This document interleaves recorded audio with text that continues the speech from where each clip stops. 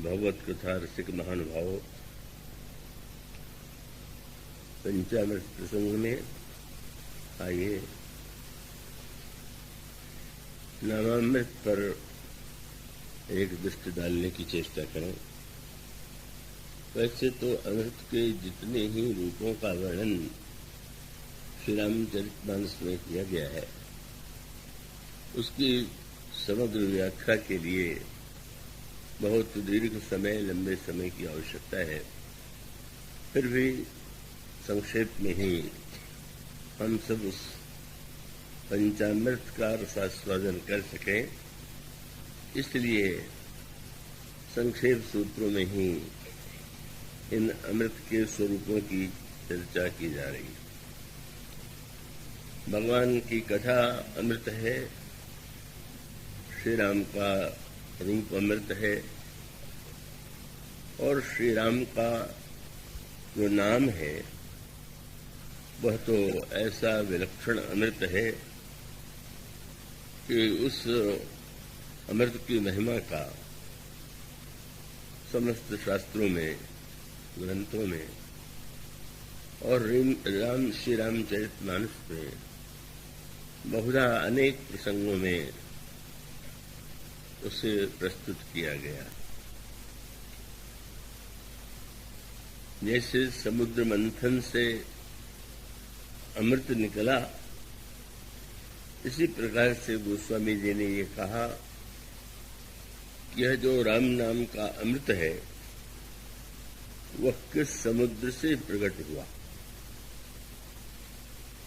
और जो वह समुद्र देवता और दैत्यों ने मिलकर जिस समुद्र का मंथन किया था, उस अमृत का पान तो देवताओं ने किया था,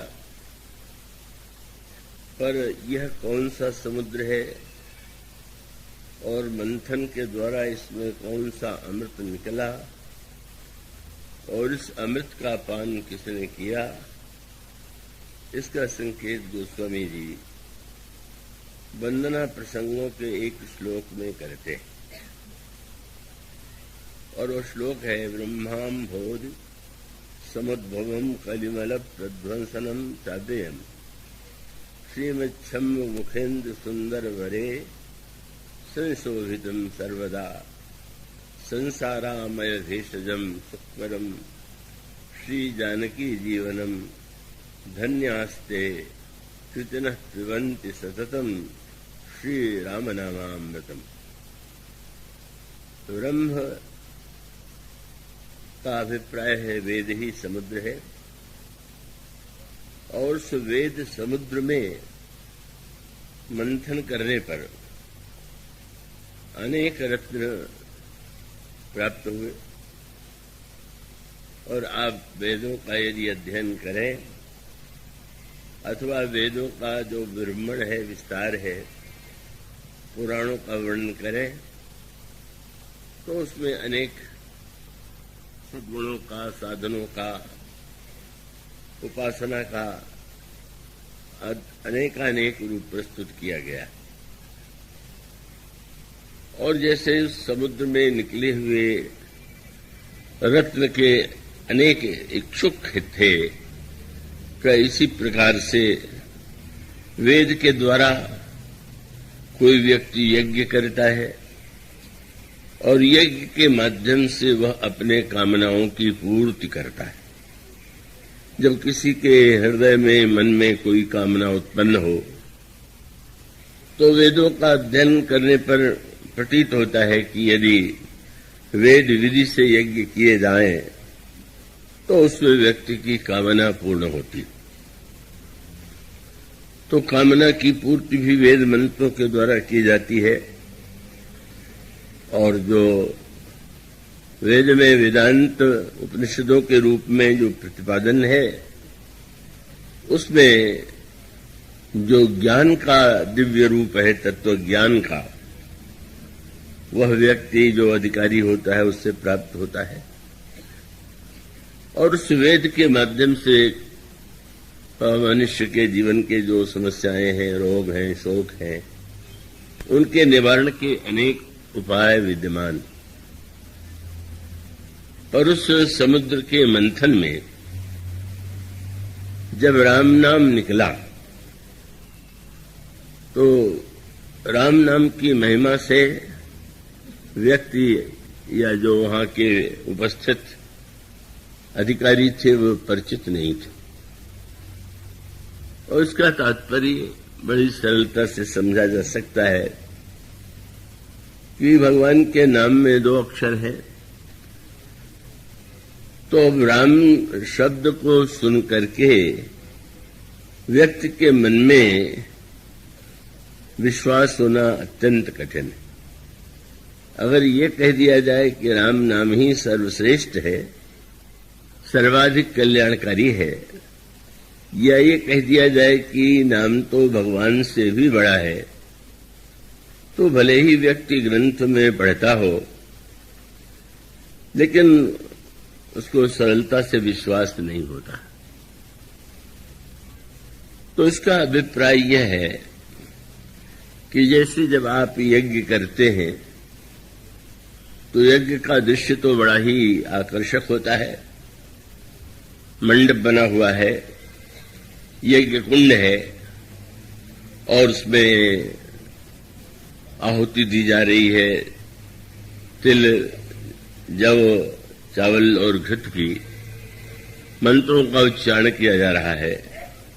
तो स्वाभाविक रूप से यज्ञों के विस्तार को देख करके व्यक्ति के मन में ऐसा विश्वास होना स्वाभाविक है कि जब यह इतने विस्तार से हमने विधि विधान से यज्ञ किया तो यज्ञ परम कल्याणकारी।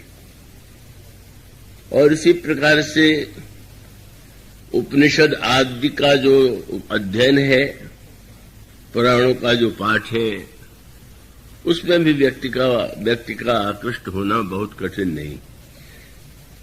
भगवान श्री राम के चरित्र और भगवान राम की कथा, भगवान राम के रूप का वर्णन पढ़ करके व्यक्ति को एक रस और आनंद की अनुभूति होती है और उस पर भी व्यक्ति विश्वास कर ही लेता है। लेकिन जब यदि उससे यह कहा जाए कि राम नाम ही समस्त साधनों की अपेक्षा श्रेष्ठ है, तो सुनकर के व्यक्ति को ये लगने लगेगा कि ऐसा कैसे संभव हो सकता है। तो इसका अभिप्राय ये है कि वस्तुतः राम नाम के साथ सबसे बड़ी समस्या यही है कि राम की महिमा चाहे जितने रूपों में प्रस्तुत की गई, पर व्यक्ति उस पर विश्वास नहीं कर पाता। उसकी आस्था उस पर उस प्रकार से नहीं उसके मन को आकृष्ट करती जैसी यज्ञ आदि में, पूजन आदि में विस्तार के कर्मकांड और क्रियाकलाप में व्यक्ति को आकर्षण की अनुभूति होती है। और ठीक है, उसका भी महत्व है, कर्मकांड का महत्व है, आहुतियों का महत्व है, यज्ञ के विधान का महत्व है। पर यह राम नाम, मानो गोस्वामी जी ने इस श्लोक में संकेत किया कि जब वेद समुद्र का मंथन किया गया तो उसका विभाजन किया गया है, उसमें कितने मंत्र कर्मकांड से संबंधित हैं और कितने मंत्र ज्ञान से और कितने उपासना से, इस तरह से विचारकों ने उसका विभाजन किया। पर जब उसमें राम नाम आया तो लोगों ने अनेक बहुत बड़ी संख्या में मानो मंत्रों की महिमा को स्वीकार कर लिया। पर राम नाम जब निकला तो उसे किसने ग्रहण किया? जो अन्य व्यक्ति थे वो विश्वास कर नहीं पाए, आकृष्ट नहीं हो पाए। तो भगवान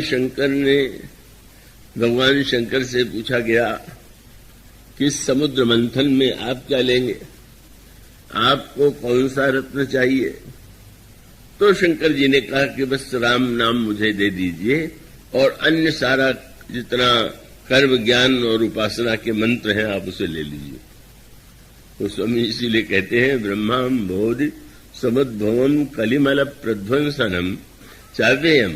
और किसने मुख पर धारण किया? श्रीमच्छंभु मुखेन्दु सुंदर बरे। शंकर जी के मुख पर वो राम नाम का अमृत भगवान शिव ने धारण कर लिया। भगवान शिव कौन है? मूर्तिमान विश्वास है। और इसका अभिप्राय है कि अन्य साधनों में विश्वास में व्यक्ति के लिए कुछ सुविधा है, पर राम नाम पर विश्वास तो जो साक्षात अखंड भगवान का दिव्य रूप है और जो भगवान शिव है वही उस राम नाम की महिमा से परिचित है और उन्हीं ने उस नाम को मुख में धारण कर लिया।